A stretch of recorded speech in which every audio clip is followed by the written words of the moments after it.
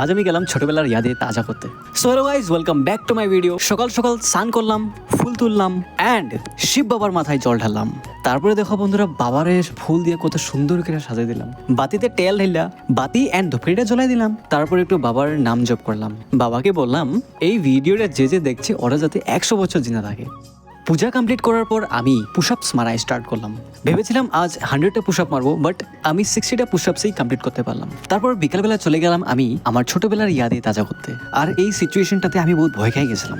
বহুত বড় কাজ্যার সৃষ্টি হইতেছিল ওই জায়গাটার মধ্যে। আমার গন্তব্যস্থল আমি পেয়ে গেছিলাম, বাট গিয়া দেখি ওরা অলরেডি বল হারাই গেছে। খেলতে কপালটাই খারাপ, এই যে বল পেয়ে গেছে।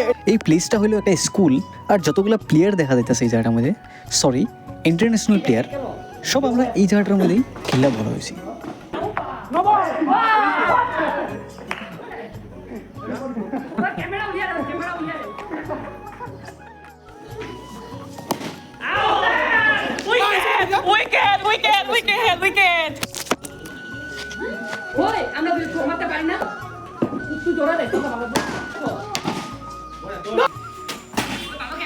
তারপর সন্ধ্যা হইলো আর আমরা সবাই ঘরে চলে গেলাম।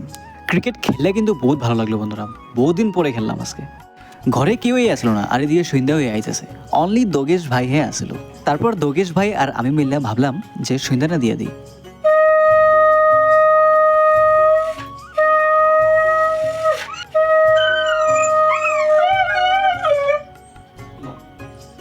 বাজাবি? তুই বাজাবি? হ্যাঁ বাজাবি? পাগলা বল দে। আজুর বল।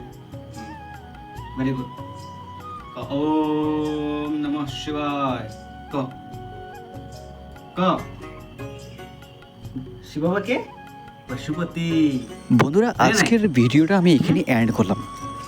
রাধে রাধে।